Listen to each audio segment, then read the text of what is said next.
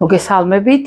მოგეხსენებათ 11 მაისს ჩვენი ჯგუფი იწყებს მარათონს დეტოქს და გადავწყვეტეთ, რომ სხვა პროფესიის ადამიანები შემოუერთდნენ, რომ ეს მარათონი კიდევ უფრო ეფექტური აღმოჩნდეს და დღეს გვყავს ძალიან განსაკუთრებული სტუმარი, ქალბატონი ქეთი ადამაძე.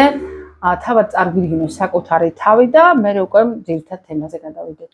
მოგესალმებით, უღმესი მადლობა მოწვევისთვის. მე ვარ ქეთი ადამაძე, რეგრესოლოგი, ვზრუნავ მენტალურ ჯანმრთელობაზე და ამ სფეროში ვარ 5 წელიწადზე მეტია.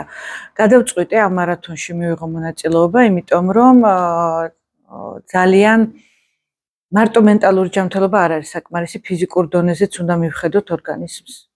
ფსიქოლოგიის ენაზე რო ვთქვათ, ფსიქოსომატიკა, ხო? ყველაფერი ერთად თუ არ არის, შედეგი ვერასოდეს ვერ იქნება.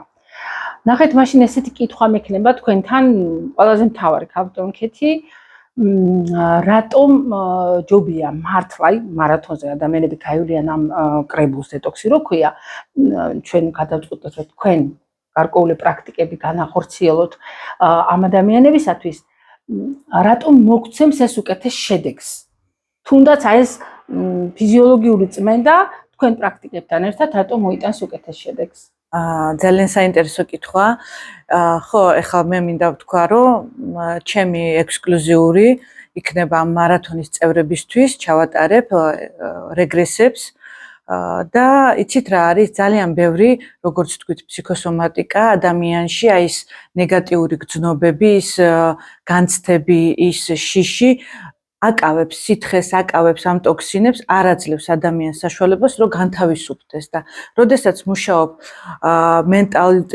მენტალზეც და ფიზიკურზეც შედეგი არის, აი რო ვიტყვეთ, ძალიან მაგარი, იმიტომ რომ ფსიქოსომატიკაც იხსნება და უფრო მარტივად და უფრო მსუბუქად მიდის დეტოქსიც ორგანიზმში. აი ძალიან მიყვარს ეს ქართული სიტყვა რა, ნაღვლიანი ადამიანი. ადამიანი რომელსაც ნაღველი აწუხებს, აუცილებლად ემოციებზე ისახება და პირიქით ემოციები ისახება მერე სპაზმის სახით თუნდაც ნახველზე და აი სწორედ ის პრაქტიკები, რომელიც ვიმეორებ, მხოლოდ მარათონის წევრებისთვის იქნება საჩუქრად, ქალბატონი ქეთი ჩაგვიტარებს, შესაძლებელი დაგვარად იქნება კვირაში ერთხელაც, იმიტომ რომ მარათონი ერთი თვე გაგრძელდება, ასე რომ მერწმუნეთ ჩვენ მომხმარებლებო, ძალიან საინტერესო, სასარგებლო გარემოგელით, ამის გარდა ექიმები იქნებიან, მე როგორც ნუტრიციოლოგი და ბოლოს უკვე ერთმანეთს გაუზიაროთ ჩვენი განსაკუთრებული შედეგები.